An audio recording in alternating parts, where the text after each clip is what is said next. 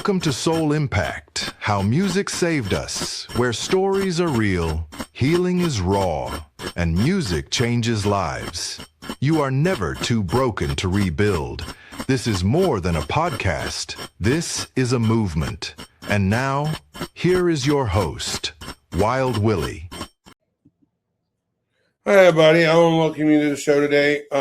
Our guest today is Randy Moore, a musician who has been in the industry for a very long time, which I am really excited to sit down and have this conversation with him. This episode's going to look a little different because we are going to talk about the ups and downs of the music industry. But before we bring him up, we're going to have a word from our sponsor, musicianbuilder.com. You make music.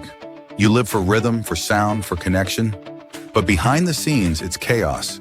Missed messages, lost bookings, too many apps, too many tabs, too much noise. You didn't start this dream to manage spreadsheets and inboxes. You started it to play, to create, to connect. That's why we built Musician Builder. Your all-in-one system for running your music business without the chaos. Every fan message handled automatically. Every booking confirmed before you even check your phone. Your emails, texts, and calendar, all working together in one simple dashboard. No tech headaches, no confusion, just flow. You focus on your songs. Music Builder handles the rest. From chaos to calm, from scattered to synced. Your fans, your gigs, your future, all in one hub. Built for musicians who don't want to mess with tech, for producers who just want clarity, for dreamers ready to grow without losing their soul. Because your business deserves harmony too.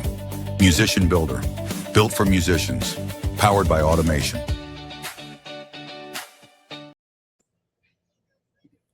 Hi, everybody. Like I said, today's guest I'm pretty excited about because he has opened up for some pretty big names like Vince Gill and many more. So let's get the man of the show up. Let's welcome Randy Moore to the show. Howdy, everybody. How you doing there, Willie? I'm good. How are you today, sir? Doing good. Having a good day. I'm glad to hear. I've heard you've been very busy so far today. Well, yeah, I had a couple of things this morning, actually, since I have a new record that came out about 2.5 weeks ago called High Cost of Low Living. So the live radio interviews and call-ins are heating up, as they say in the kitchen. So I'm pretty excited, and it's always something that you try to do as much of that as you can, to get more action and more traction on your single. It's all about awareness and basically trying to beat the socks off of everybody else that's already famous. Yeah. And unfortunately, in the era we live in, it's a little easier for everybody to get their music out, which makes it a little more competitive. It does. It's a very, very crowded field, and I'm glad that it is the way it is, because I probably wouldn't be able to do what I do if technology and everything hasn't changed to what our platform is now, which has a lot to do with social media and the internet and iTunes and all those kind of things. Back when I started out doing this, it was all record pressing at plants, and seriously, you had to seriously get on the inside, and that was your only way up, was getting on the inside. Now you can see a lot of people who are making music and having careers on the outside. And what I mean the inside and the outside, I mean the inside of the music industry as opposed to the outside, which would be not doing all those traditional things or the things that you're expected to do. You kind of think outside too. You think independently. So it's a good thing. I think it's kind of healthy, because it's a more healthy atmosphere for a lot more new music. There's always been a lot of music out there, but not a lot of it has had access to even getting close to the mainstream, but now it does. So it's a pretty cool time in our lives that we're having. Oh, absolutely. One thing I love is that now that there is more independent artists, you're getting a lot more heart into it. Because it seemed there for a while that the record labels wanted to put the musicians in a box. Yeah. You're going to play this style of music This is what you're going to play. This is why. Where now you have artists such as yourself that if, you know, you have what the new song, if I remember right, was played in the same studio that Elvis. Yeah, that was called the Elvis Studio. It was a RCA Studio B. It's a it's a tourist attraction now. It belongs to the Country Music Hall of Fame in Nashville, so it's part of their tours. But for a little while, between them, you know, fixing it, renovating it, and it becoming a tourist deal, it was a working studio. So I had a chance to go in and do a few sides there, and so I snapped it up because I didn't know how long that was going to last, and it didn't last too long. It was a couple of years, and then Mike Curb, who's a big, huge music industry businessman, he came in and funded the RCA Studio B to renovate it. I mean, believe me, it looks beautiful now. It looks great.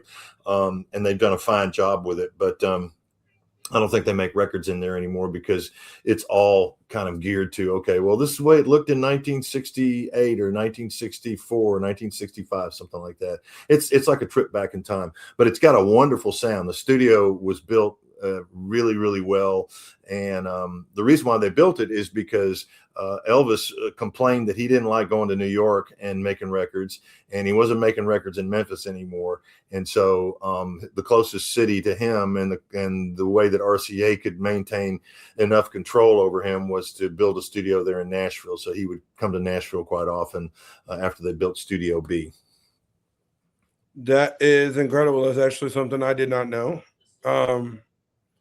So as I said in my introduction of you, you have opened up for Vince Gill and many more. Who would be your favorite person that had made not so much your favorite, but the person who made the biggest impact on you that you opened up for? I'm trying to think who that would be because there's been so many different ones, but I would probably have to point to, of all things, I'd probably have to point to a guy named Cal Smith who had a song called Country Bumpkin. And the only reason I say that is because when I watched him, it was very, very, I mean, he had a whole band, it had a full audience, it was a packed house.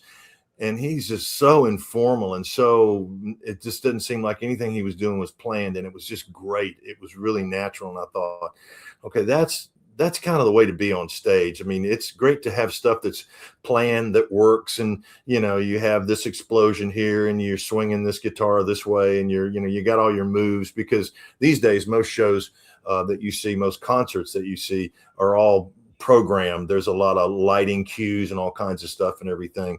But old Cal Smith, man, he just stepped off the bus and started singing his hits. You know, I was just like, yeah, this is pretty cool. So I'd say Cal Smith was probably a pretty big influence as far as like people I've ever opened for. So where'd you get your inspiration? The inspiration for being in the music business was kind of, it was an accident because I'm an artist. I like to paint and draw and do stuff like that. So that's what I grew up, you know, pursuing. That was my passion. But then when I picked up a guitar after singing a little bit with some guys in school, I realized that girls really like guys that can sing and play guitar. So it was really, I would have to gotta say, you know, my inspiration was to get girls to like me. You know, this was my way in, so to speak. So, and it's still that way. I still like it when girls come up to me and tell me what they like, what I did. You know, you are not the first artist that has ever told me that. I had an artist tell me that he got into music because he wanted to win his ex-girlfriend back. You know, the guy that I become like brothers with, Bubba, he wrote a song to save himself from a divorce and from hardship in the relationship. You know, music for me, no matter the genre, is a form of love language. You know, you can express through music the things that me and you may not be able to say in a conversation. Well, it is kind of self-therapeutic in a lot of ways because you can, you know, as human beings, the most natural thing that a human being has in their makeup is their feelings. And with music and lyrics and melodies and things like that, you can kind of pour your feelings into something that is a craft and is artistic and maybe is actually palatable, and it doesn't make it seem so strange or I don't know, out of whack, so to speak. I mean, I recall I used to write songs with a girl named Debbie Swift. She was Carl Perkins' daughter, and she and I and Carl wrote songs together. And then after Carl passed away, I called her up and she said, "Well, I don't want to write songs anymore." And I said, "Debbie," I said, "now more than ever, you need to write songs." I said, "I'm coming down there in a week." And I said, "If we don't do anything, we're going to sit together and at least just do something. We don't have to write a song." So I went down to Jackson and we went down to her dad's studio, and it was very quiet and very dark. So I walked in, we sat down at the piano, and I looked at her and I said, "Well," I said, "how do you feel?" She goes, "I don't know." I said, "Do you have anything you want to work on?" She goes, "Well, it just so happens I do have a song I want to work on." I said, I kind of thought that. So it really, it was sort of a therapeutic thing for her.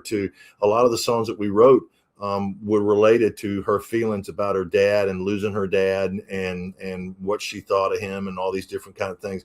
Really, really some good facets and some good insight, but mainly it was something that kind of brought her back. It brought her back from a lot of her grief, which music can do that. I mean, I've never been one who's always had to have the need of self-expression because, I think it's important to other people, but I do have a need for self-expression because it feels like it's important to me to do it. And so I try to be as honest and as first person and as, I don't know, maybe also as interesting as I can when I'm doing something like that. So, yeah, I mean, music can be therapeutic as well as expressive and fun and all that kind of stuff. Oh, for sure. And without getting super personal, the Harvard did a study on that when you listen to music back in, I believe it was 2021, that your brain actually releases dopamine. So, that's Yeah. the chemical that makes you happy, sad, motivates you. All that goes into effect. So it is, that's where a lot of this stem from, is that no matter where people at, and I'm not trying to go personal, but wherever nobody at, there is something that they can get from no matter the song. Whether you're at the very beginning of a divorce or you're at the mountaintop and you feel like you're winning the battle.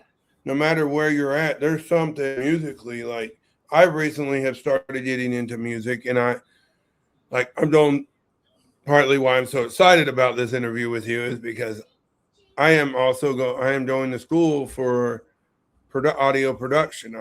When I'm done, I will have everything to know how to do an in-home studio. So I'm really excited. I was really excited when I talked to Jenny about this. It's just to be able to pick your brain and just have this conversation about the music industry, because I can't sing to save my life. I ain't gonna lie. But I use what I've learned in school through, I use AI for vocals just for me to pitch a song. I don't ever want to release anything I wrote. Maybe down the road, once I get some singing lessons, maybe.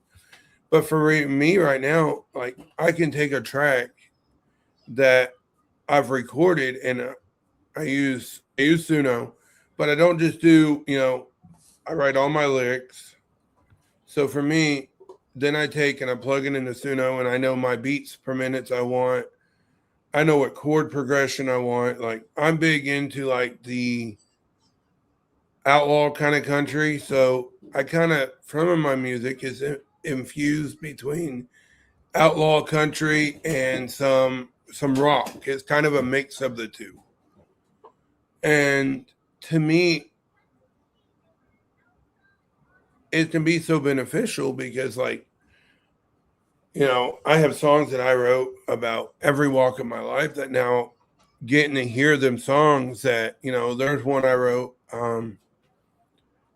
called River Days Campfire Nights that I actually was successful at selling to an artist.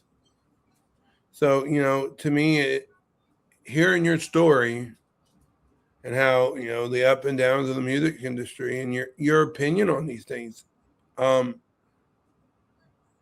is amazing. You know, there have been have someone on my show that has toured, and, you know, with as many people have you have, you know, you're based out of Texas. Yep. And I'm sure Humble, Texas, if I remember right. Yes. What was that like? How has where you're from impacted your writing? Well, I'd say where I was from probably influenced me pretty well, simply because it wasn't just where I grew up, which was, you know, Humble, Texas, a small town. And I tell people what we had was the radio and the rodeo. But my folks and my brother, they all had really good music that they played. I was the youngest. So my dad, you know, he would play Johnny Cash, you know, Folsom Prison Blues and Tom T. Hall. Mom would play Dean Martin and Elvis Presley, and my brother was playing the Beatles' White Album and Led Zeppelin and stuff like that. So all this stuff, I'm listening to all this stuff, and it's all going in, you know. And of course, I started to get my favorite influences in the 70s, late 70s, because I was starting to play the guitar. So naturally, I gravitated towards singer-songwriter artists who had these guitar-driven ballads and guitar-driven careers.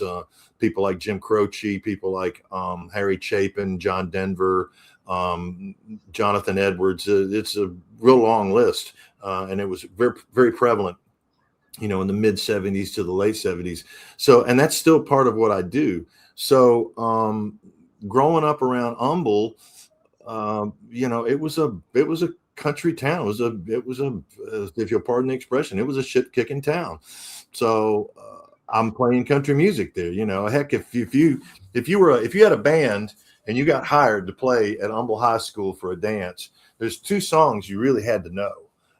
No matter what rock songs you knew, there was two songs you really had to know. One was the Cotton Eye Joe, and the other was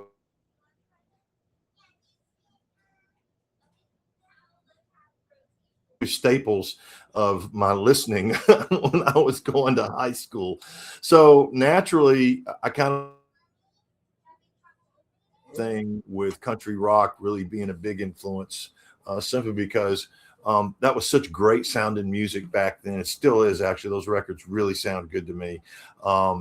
So, you know, I would say, yeah, the little small town kind of played a big role, because when I moved to Nashville, things changed a lot. And Nashville was more like a big small town instead of just a small town. And then Nashville began to grow and evolve, and I learned a lot of stuff there as far as like how to make records and writing songs and the craft and the all that stuff. Everything I learned in Nashville is basically what I use now. You would say Nashville would be considered my AI. It would be the well of stuff that I'm drawing from, so to speak. So, but I always longed to go back to Texas and be in that little small town. So that's what I did in 2020. My wife said, you know, we really should move to Texas. And I went, wow, where'd that come from? She says, I love Texas. I said, okay, so let's make it happen. So we did. And I'm glad we did, because it's been a great move. I've been really more creative since I've been back here. Probably I could compare that to maybe the last 10 or 15 years in Nashville, as far as creativity. Now, as far as work goes, I was working my butt off, you know, and as you can well see from, you know, all the stuff that I did, there was a lot for me to do. But here, I just do what I do, which is kind of cool. I don't have to, there's not a whole lot of dynamics that I have to deal with. I'm kind of getting spoiled in my own world, so to speak. So, I'll tell you, if you're ever in Missouri and you need a sound guy, yeah, you just let me know. Yeah. You know, I've come a long way, and it's no matter what you're at, whether you're a writer, you're not the same person, same writer you are tomorrow that you were today. No, you're right.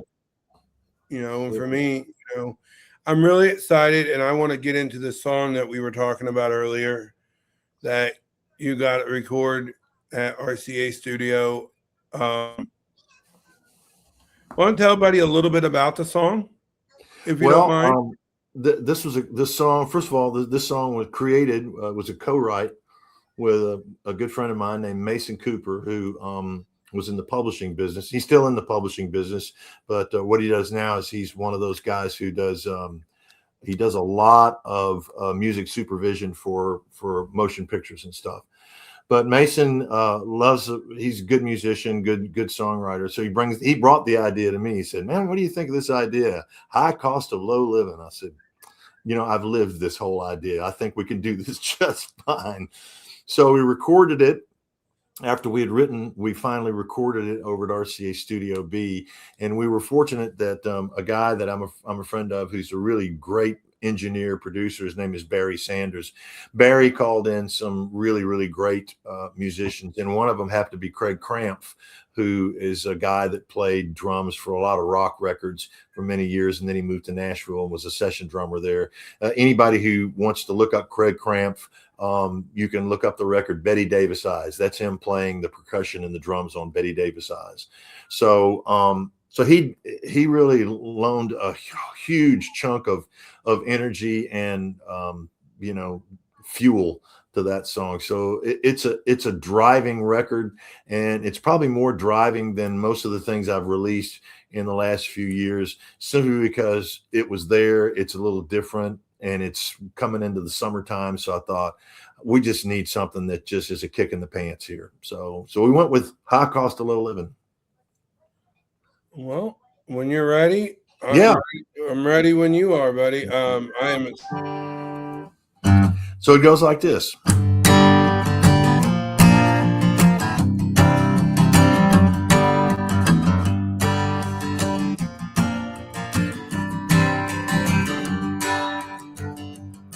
I spent Saturday night just raising all kind of hell. But what to say that I did, can't remember too well. But I must have had a ball, cause I spent my whole week's pay. Lord, I can't save a dime, working overtime, living my life away. The high cost of a low living ain't never gonna slow me down. The high cost of a low living keeps me wondering, am I lost or found? The high cost of a low living is getting higher every day. The high cost of low living, I'm gonna pay it on a judgment day. Well, I woke this morning feeling strange in a stranger's bed. Well, the sound like a 9-pound hammer swinging in my head. When I made it to work, I heard the boss man say, "Son, you're 2 hours late. You better get straight or I'll be sending you on your way."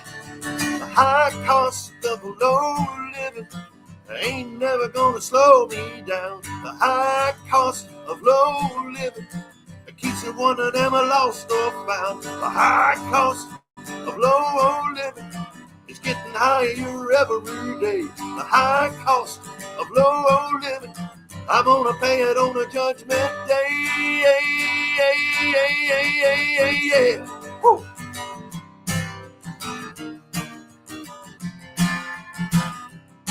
All right.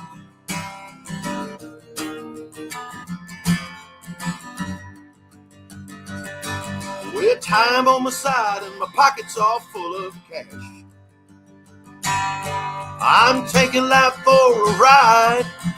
Somehow it don't ever last. Woo. The high cost of a low living ain't never gonna slow me down. The high cost of a low living keeps me wondering, am I lost or found? The high cost of low living is getting higher every day. The high cost of low living, I'm gonna pay it on a judgment day. Yeah. Woo. All right. One, two. There you go.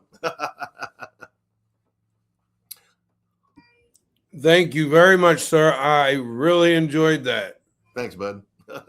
I may need, and I already told Jenny this. I did not listen to it. I like to be surprised when I hear a song and someone plays their song, because to me, I like the element of the surprise. I'm gonna be 100% honest with you. But now that I've heard it, I'm definitely gonna be adding it to my music that I play when I DJ. All right, good. Thank you. But so I kind of want to ask you some things and just have some conversations about the music industry. We have already been talking about it, but what would you say that for you have been the lows? You know, you've been in music a long time. What would be the lows? If you just name a couple of them throughout the music industry, what would be them low moments for you? Like obstacles, not so much low moments, but the obstacles. Let me rephrase that.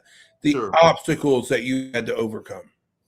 Well, just as a phrase that's always used, and it seems like it rings true. They say that people who work in the music business are people who have sit behind a desk and say the word no. So you get a lot of that. And I've gotten my share of no's for sure. I would say disappointment wise, it probably has mostly to do with songs I've written that got close to being recorded or actually got recorded and never got released. I wrote a song with Debbie Swift and Carl Perkins called Letting Them Roll. And a guy who was an up and coming country / rockabilly artist by the name of Eric Heatherly recorded it. And he was going to release it on his record. And then the record label went out of business, which was Mercury. So he got shoved, all the people that were artists got shoved over to another label. And then they took the songs from the record and they said, well, we're going to test market them. So they test marketed some of his songs. They didn't test market that record, but they test marketed some of his other songs, and they just decided not to even release the record. So it was a real disappointment because the record itself was really cool. Eric had gone back down to Jackson and he hooked up with a guy who worked in the studio a lot with Carl, and they had a bunch of tapes of Carl playing guitar and talking and saying, yeah, and all this kind of stuff. So they put all that in there, and it was really cool because it sounded like Carl was right there in the studio playing the guitars and stuff on Eric's record. So that was a big blow because I thought, man, that would have been so great to hear that thing out there. It was so good, such a good sounding record. To this day, I listen to it and I'm still amazed. I guess, once again, I'll have to reference, songs that I pitched or songs that I got close to, doing, having something going on. I wrote songs with the guys in the band called Ricochet, and I had two different songs that I'd written with two different guys in the band, and I thought for sure that they might be able to do one of them. So they listened to both of the songs. One of the songs they said, well, it's not a really good melody. We're not really crazy about the melody. And the song was called Keep It Country. The little chorus went to keep it country, country music. Stick to your roots, don't ever lose it. The best things in this life you live are simple, wild, and free. When you play it, keep it country. That's sort of it. I think I played it in the wrong key. But then another song that I pitched to them that I swear I thought they were going to do was a song called The Mother's Prayer, and it was a song that I wrote with Heath, and it was about a mother who was giving up her child for adoption. And I thought for sure they'd do this, but they refused it simply because one of the guys in the group said, well, that's not a true representation of all, children who get put up for adoption. I'm like going, well, we can't completely cover all the bases. We were just doing one little story. And I'll play a little bit of that too. It goes like this. They laid the baby in her arms. She watched a newborn son sleeping. She bowed her head to say a prayer, asking the Lord for his safekeeping. You know his life has just begun. Sometimes it won't treat him fair. So be with him when I can't.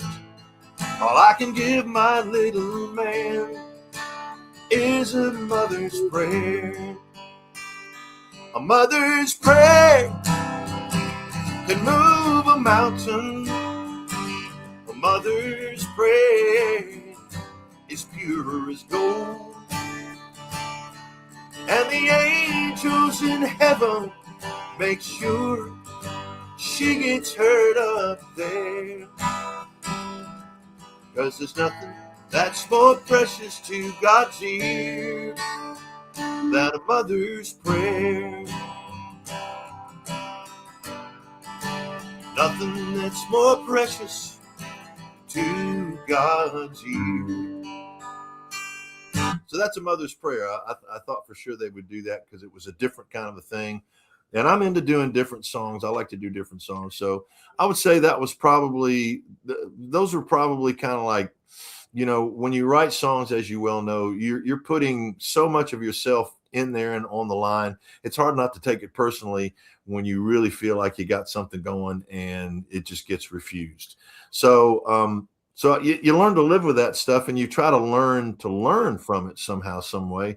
Sometimes you just go, and some artists have done this before. Some people go, well, they didn't like that song, but I love it, so I'm going to do it on my own. I'm going to release this song on my own, which is, you know, primarily the other route you can do if you really believe in the song. Or you can go back to the drawing board and you go, well, what's wrong with this song? And, you know, if you really wrote it with your heart and soul in it, it's kind of hard to find something wrong with it. So I you know, that those are, I would pin probably disappointments, you know, into that category. Most of the things that have happened for me in the music industry, and I can't put specific, you know, points on this, but I will say that everything I've done has been completely unplanned and unscripted, and everything I tried to plan and tried to script pretty much fell apart, never happened. And so that was a teachable moment, a learning moment. And the learning moment is, don't push too hard on your own plans, because there's probably one out there that you don't even know about that's going to work out better. Just let things happen, you know, keep driving, keep moving. There's a saying about paying your dues. You know, you say, well, you know, you paid your dues. You keep paying your dues. It's like, well, if you don't pay your dues, then they throw you out of the club. So you got to keep paying those dues. So I've kind of learned to just keep slugging away, and I'm really happy nowadays through all the disappointments that I endured, and all the things, all the refusals, and all the people who said, well, you know, we don't really think that you need to be doing this, or we think you should do this, and we think you should do that. And that's another thing that happens. It happens to everyone. I know it happened to me a lot. You know, you'll get people who may be interested in you, but they're not interested in how you do things. So they want you to change it. They want you to change the way you look, you know, the way you sound, you know, try this song, do that song, do this, this will work, that'll work, this will work. Some of those things are actually valid. But a lot of them, they ring very hollow when you listen to other people, because I tell people all the time, when you are doing, when you're an artist, especially when you're a recording artist or singer, songwriter, artist, any of that kind of stuff, you know, there are people who work in the music industry. You know, an A&R person can find another artist to put. A record label can find another artist to sign. A manager can find another artist to manage. A publisher can find another song to publish. A publicist can find another person to put out, you know, publicity on. There are so many facets that you don't have control over and you don't own, but you do have control over pretty much who you are and what you honestly want to do. And you have to hold on to that. No matter how many people throw curves and want to throw changes at you, you got to stick to what you know is best for you. And if you don't know that, seek that out. Spend time finding yourself. Find out what works for you, and what's honestly your forte. And that's the key to being happy with this. Is it the key to being successful? If you measure success by happiness or by basically being satisfied with what you do, yes, that's success. If you measure it in monetary terms and in notoriety and things like that, then you're hardly going to win that battle. Even people who have made it, they're hardly winning that battle because they're constantly, trying to make sure that their notoriety doesn't fade, that they're on the cutting edge, that they're different, that they're always out there. So it's an ongoing thing where they say you never stop auditioning. And so never assume that you got this. just keep plugging away. So those disappointments came to me mostly through pitching songs and just always being so close. It's on hold. They still have it on hold. They're going to put it on their next record. Oh, they recorded a demo of it, so that it's in the can. They're going to do this, and then all of a sudden it just fades. And you never know what the reasons are for that. Sometimes you find out later the reasons had something to do with somebody made a better deal, or a song that was similar to that they liked better, that they could have more control over. A lot of times they chose that, so if you want to follow success or follow the reasons why people do things in business, you got to follow the money. In art, not necessarily, but in business, follow where the money goes. See who's spending what, who's saving what, and who's putting what in their pocket. And that's where you'll see how things seem to work in any sort of a business. So I would once again, I would stress, and I would basically advise any artist to always find yourself, be yourself first. Find that you can do facets of yourself, but always be true to that person who's sitting there, with this thing, because in 30 years, that's who you're going to be. That's who you are, See, I just got one question for you. Why don't you record it? Yeah. I mean, what, the Mother's Prayer? Mother's Prayer, isn't it? I did. I released it about 3 years ago, and it actually did you? I didn't realize you did. I'm sorry. It won an award here in Texas from the Country Music Association of Texas. It was the director's choice. They loved the song, and so me and Heath was there too. So we both accepted the award. So yeah, I mean, I put it out, and it's one of those things that we talked about earlier. We're in an atmosphere now where you can put things out and people can hear it, as long as you let them know about it and they have access to it. So those are the important things today, more than anything else, is distribution and awareness. If you can accomplish those two things with a record or with your career, then you're on your way to doing things that you want to do. Without that, you're just basically hiding, and I've got a lot of songs that I've sat on for years, and I've started to bring those things out and realize there's no reason I need to sit on this song. It's ready, or it's almost ready. So, and I think you said you're doing the same thing. You've got a lot of songs you've written, and now you're able to actually, craft them and do something with them that's tangible. Yeah, and I've actually, within the last 2 months, two of them has been sold and came to life because, I have had people in my corner that believe in me. And I think that's where it makes, no matter what you're doing, whether you're starting a new career as a construction worker, a banker, an artist, someone like me that wants to be in producing, a DJ, no matter what it is. If you don't have a support system around you that believes in you, you're going to struggle, because there's going to be times, like you said, sometimes them no's just, I pitched my podcast to a lot of people and I've been told no a lot. You're not big enough yet. You don't have enough clout. I've heard them all. Yep. But a no is just a no right now. Doesn't mean it's going to be a no forever. That's how I look at it, anyways. Well, a no is one step closer to a yes too, always. Yeah. So, where can everybody find your music at? well, they can go. I have a website, obviously, Randy C. Moore, RANDY, initial C, MOORE.com. They can find out how to download the music that I have that's on iTunes and Amazon Music and all that kind of stuff. Also, the website's got a lot of music videos that I've done that, go with records I've released, and also has some live videos of places I've played and stuff. My Facebook pages, I've got a couple.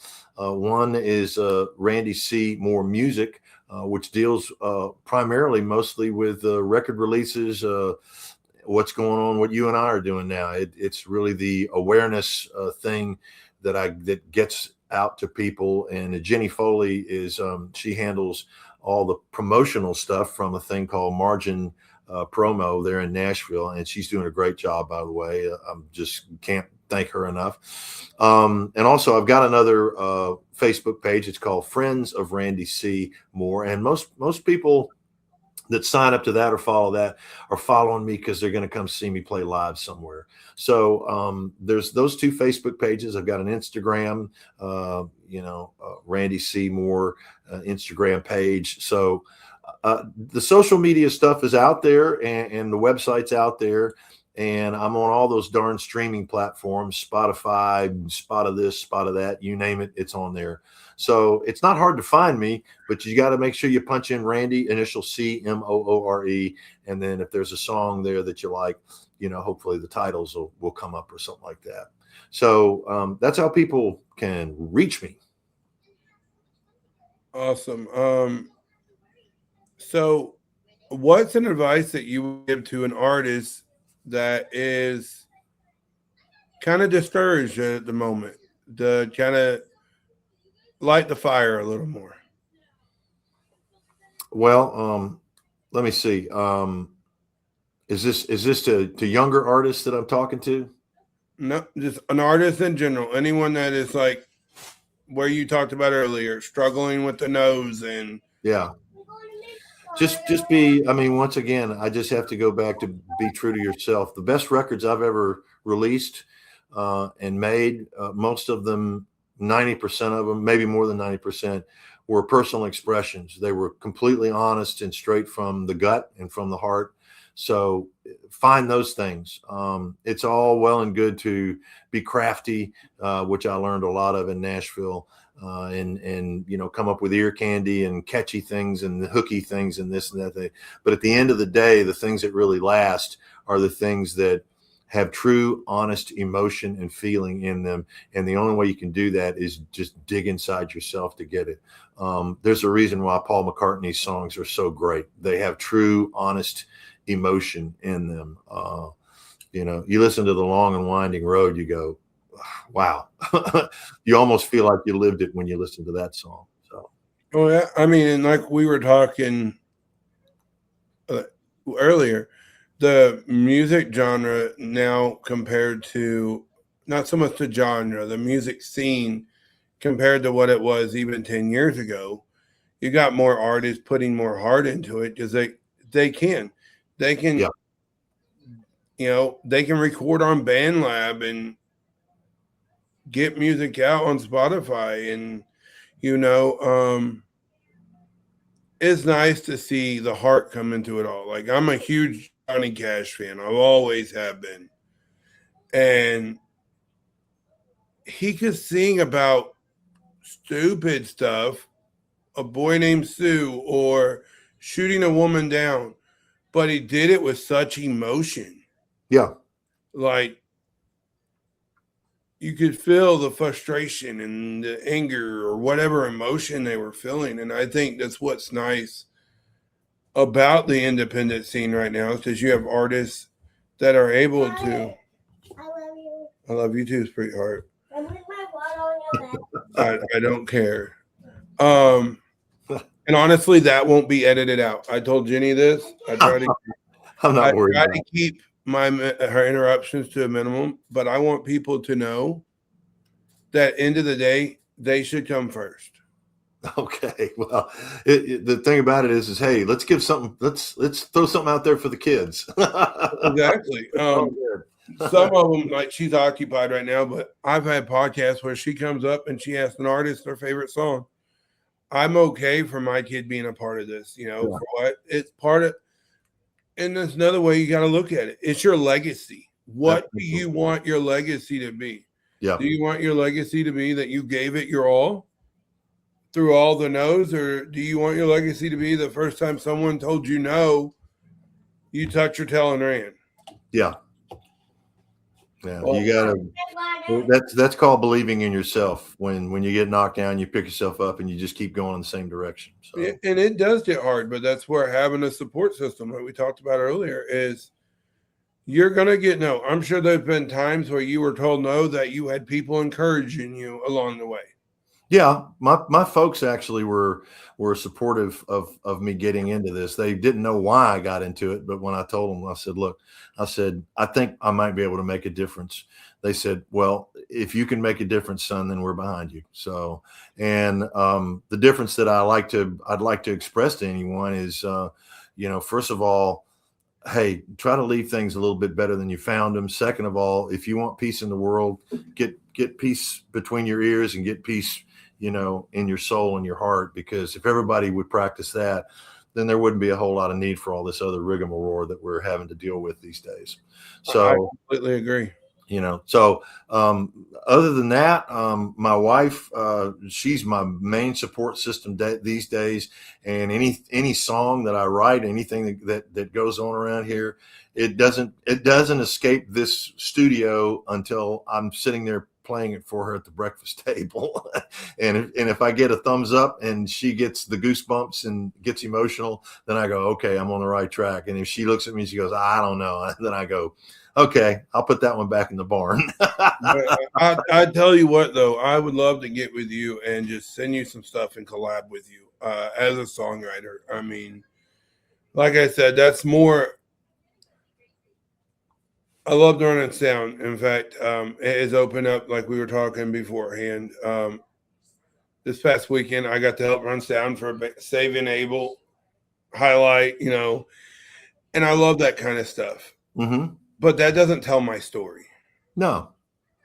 And, I want it to be whether it's the guys that I'm running sound for or somebody like you or someone that's just running out of material. I want it to be someone that can hear my stuff and be like, you know what? And I'm not one of those. Now, I do write most of them. Some of them, a lot of them are country style. But I'm flexible. Now, I'm not. There's some genres of music I prefer my music not be. But as a songwriter, I mapped the song out, but one of the songs that I did is River Days Campfire Nights. That's the name of the song. And it talks about floating and having bonfires afterwards,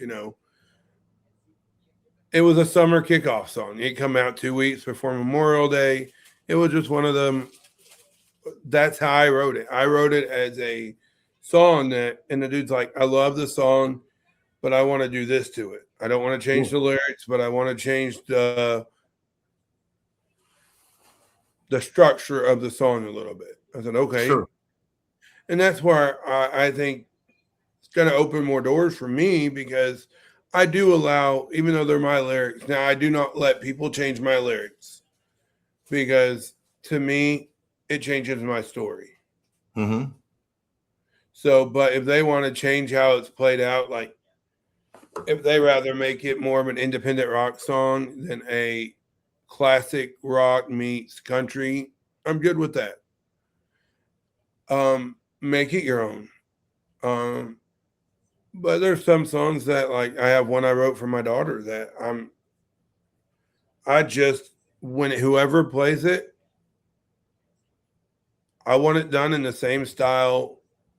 I'm looking for someone that has like that natural raspiness, country voice, because that's what I want for that song.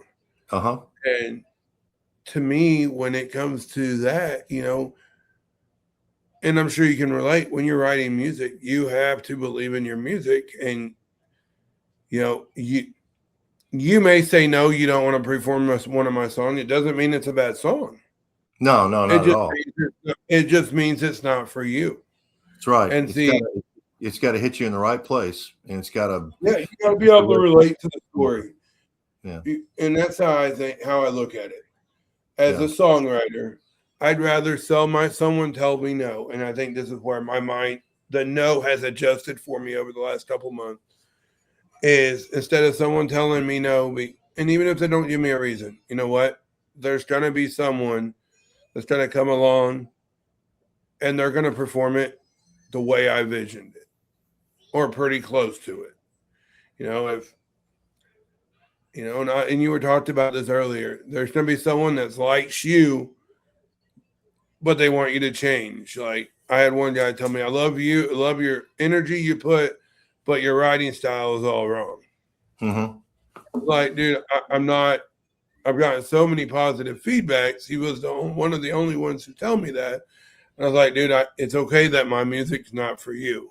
Right. I wasn't trying to be mean, but that's where you got people who's got to understand, especially in the music industry. It's just, and I'm sure you'll agree that there's so many opinions in the music industry that if we listen to one opinion or even several, all the genres and styles of music would be the same.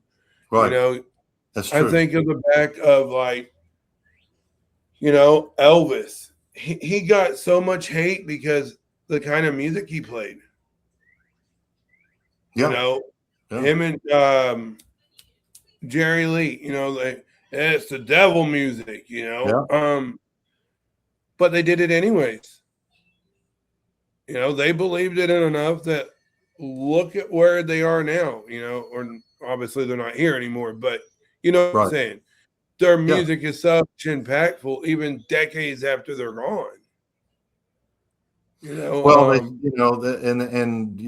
to be fair, they were doing something different that they had no idea that it was actually going to be, as big. They had no idea that it was going to catch fire like it did. They were doing something that came natural to them, and all of a sudden it was like, oh, whoa, hey, what's going on here? I mean, the synergy that generated. It resonates today. You can dial up any modern rock artist and you can hear influences of that stuff in their records. So, and the influence is everywhere, whether it's your writing style or no matter, and you're right. Our influences, mine's more like I said, the country, the rock. That's more where my inspiration comes from,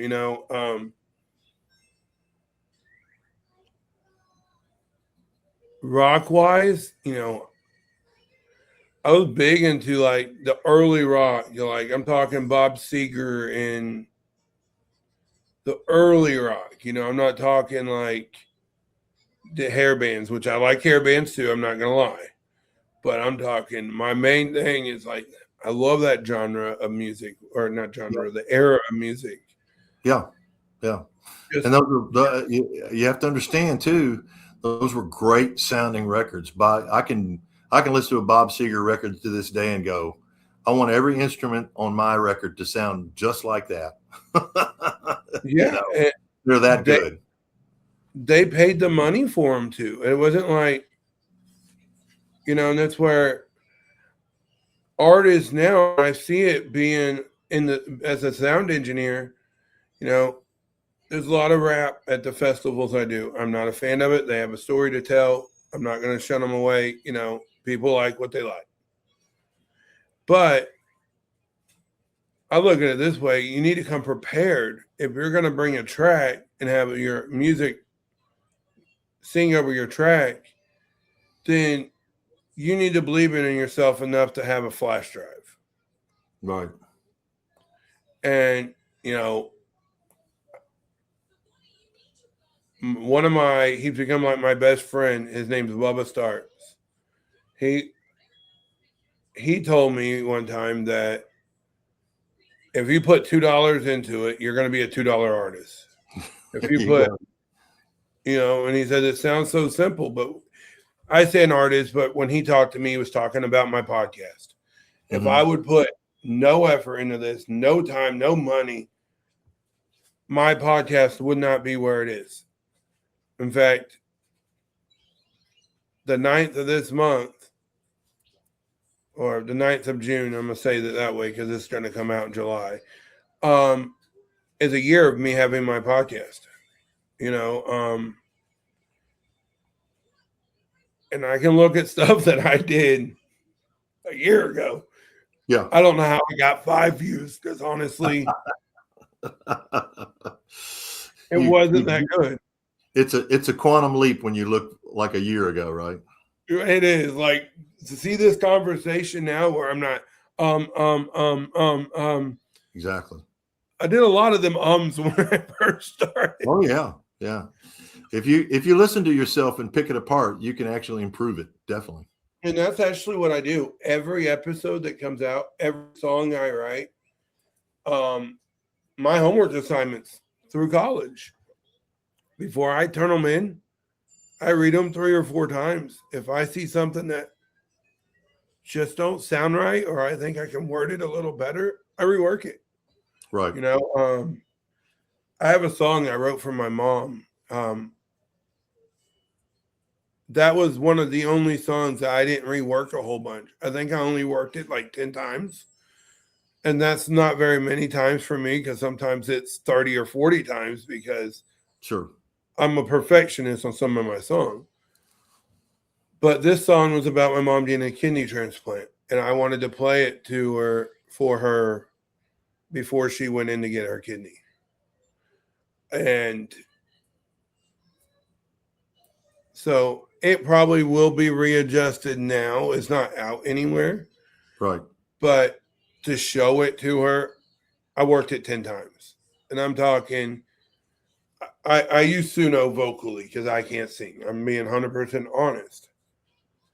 But for me, it's not about getting my music out there. I map it and I put the chord progressions. I do all that, the beats per minute, what instruments I want in it, where I want the instruments. I do all that. So it's not like I'm just plugging it into Suno and Suno's doing it for me. Right. Then once I get gives me my stems, I put my stems into my Pro Tools. Right. So I don't just, okay, this is the sound I get, I'm done. Yeah. Yeah, you don't let them cook it. You cook it yourself. Yeah, because, you have to cut, clip, move around. You have to make it your own. Yeah. I'm not musically talented. I'm learning the keyboard in college. For years, I couldn't play an instrument because I couldn't turn my left hand palm up. So I broke my arm last year. And after I was so dedicated to get my range of motion back, that I have better range of motion now than I did last year. So I'm actually going to start teaching myself how to play the guitar. So at least then I can lay my own tracks. But that's my goal. And you got to have goals. You got to have, you got to know what you want. So what's next for you? Well, what's next is pretty much more of the same, or better of the same. This RCA Studio B session, we produced, I think, probably 5 songs in that week. So there may be, another record or 2 appearing out of that batch. As far as like performance and stuff, right now I'm at a really good zone because I play a lot of wineries and listening rooms here in Texas, and people actually come to see me. When I played in Nashville, it was quite a different atmosphere. People come to see the music. They don't know who you are. And then, 2 hours later, they're going to go see somebody else. So it's an atmosphere. Artists are playing down Broadway. Yeah. Yeah. I mean, and it's an atmosphere that lends itself to sort of a drinking mall and let's see as many things as we can while we're here. But I'd kind of had enough of that. Not that it's a bad thing, but it's just different here because playing here, I'm kind of more, I'll use this word, nurtured as an artist and as a creative person, because people are listening to me. They come to listen to me and they appreciate what I do. And boy, do I appreciate them showing up. So I don't. Probably it's not as fast paced either. What's that? I said it's probably not as fast paced either. Oh, not at all. Because the thing about it is, it's like when they come see me, they're coming to see me. Their head's not on a swivel. Like, okay, where are we going to go next? It's like, where are they going to go next? It's probably going to go home. So. Yeah, and I'm sure where you live, you don't have 50 artists on one street trying to get recognized. No. And I'm not, Nashville has a lot of artists, whether it's country, rock, whatever the genre is. There's all, people are always trying to get recognized. So I'm sure for you, it changed your mindset too. That it probably brings a little bit of more of the fun back to it. It has, but for me personally, it's just a lot more. It just agrees with me on every level. I don't have headaches. I don't worry as much. Everything physically about me, I feel better than I felt in years, because I'm not. I didn't really realize how much pressure I was putting on myself. Being there in that atmosphere, which. You do that because you want to be quote unquote successful. But then when your definition of success changes to something that equals happiness, boom, there you are. So. Well, Randy, I want to thank you for coming on today. I've really enjoyed this conversation.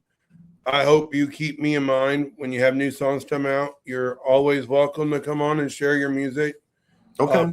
It's an open door. We may have to wait a little bit before we get it out there, because I'm kind of getting in the audience now and stuff. So just keep that in mind, that if you know that you are going to put a song out in September, be thinking about it beforehand. That way it comes out around the time. But you have an open invitation, buddy. You are a part of not only the Scene Projects, but you are a part of the Soul Impact family. I think of every artist that comes through here as family. I'm big in promoting artists because it's just what I do. When I believe in something, I'm going to do it with all my heart.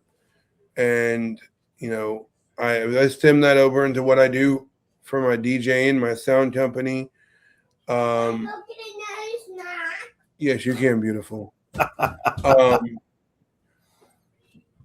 Yeah, I'd make her ask, because she would go in there and get like 3 or 4 a day, and within like 30 minutes. And like, if you're hungry, you tell me. If you want a couple snacks, we can live with that. But anyway, and a lot of stuff. And I have actually, through the Scene Projects, I've been gracious enough to team up with an amazing nonprofit called Operation Combating Veteran Suicide. So if you're ever in Missouri in September or May, I would love to have you on either one of them shows, because cool. It's going to be a yearly thing, and I wish you nothing but the best. And again, I want to thank you from the bottom of my heart for taking the time out of your day, because I know you are a very busy man. And well, yeah, but once again, without us all working together, you can fly the flag all you want to, but nobody knows how to do it. It's all good. My daughter wants to ask you a question. Is that okay? Daddy. Sure. All right. What's your question? My question. No. Pillow. Okay, we're not playing with the pillow. You said you wanted to ask him a question, so you need to ask him a question. What's your question? The favorite music? Favorite song? My favorite song is Baby Shark. Okay, but you gotta speak up. Get your hand out of your My mouth. favorite shark, my baby, Your favorite song. is Baby Shark. All right, now what do you ask him? Say, what is your favorite song? What's your favorite song? What's my favorite song? Okay, I'll play you my favorite song, okay?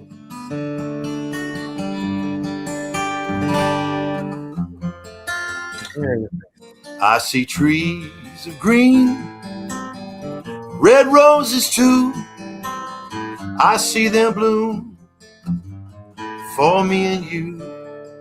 And I think to myself, what a wonderful world. Mm-hmm. Hey, I think to myself, what a wonderful world. Whoa, whoa, whoa, whoa, yeah. Just for you, kid. What are you telling Sissy? Thank you. You're Right. welcome. Can I tell him my other favorite song? Yes. My other favorite song is Little Hand Second Chances. Little Hand Second Chances. He don't know that one I don't know that one now. because that's one Daddy wrote for you that isn't out yet. So he doesn't know that one. There you go. Hey, I'm glad she's pitching your song, so that's cool. Yeah. And this Okay. song is about All right. little hand second chances in the world when he was walking in the park. I think you got a future singer on your hands there. I think so too. Woo. No, quit streaming.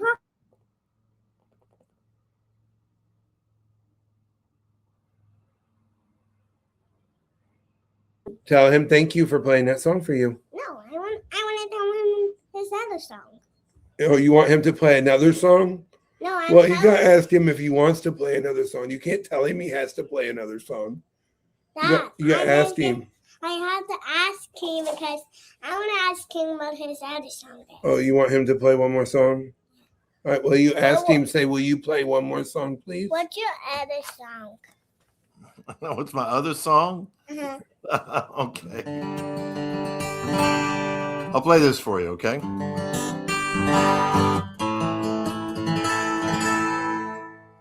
Before Elvis was the king, he was just a high school teen. Before that's all right, and go, cat, go. He was just a kid in funny looking clothes. You wouldn't have believed it if you could have seen before Elvis was a king.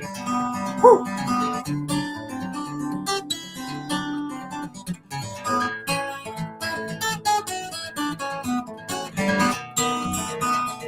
Just gonna pick it for you now, little girl.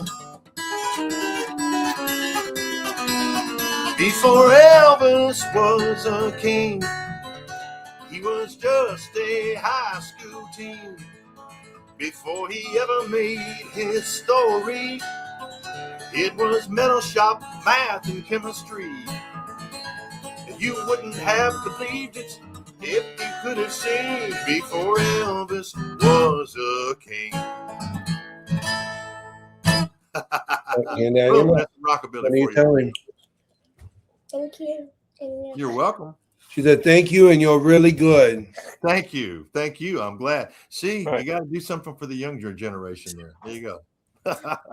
See, and that's what I do. I let her come on every episode she wants because it's your legacy. She's And beautiful. like we talked about earlier. Yeah, she's beautiful. If you never did anything right in your life, you did one thing right. That's right. I have an amazing kids. I do. Good. I'm a single father to her. She's my everything. But again, thank you for the day. I enjoyed this. As soon as I get the link and everything, I will get it over to Jenny. And y'all, if you're not following the channel, like and subscribe. But also make sure you go check out Randy. You can find him under Randy C. Moore on all social medias. And also, we plugged it in there earlier, and I'm going to do it one more time. Make sure you go to his website, randycmooremusic.com. Again, for those of you that are watching the video, it's scrolling across the feed. And those of you that are listening to it on Spotify, again, that website is randycmooremusic.com. But also, one quick note before I leave on a subject that near and dear to me. Don't forget to go check out Operation Combating Veteran Suicide. oc-vs.com and see what you can do to help them out. Until next time, guys, I love you. You're not alone. Remember to show everybody a little bit of love, one act of kindness at a time.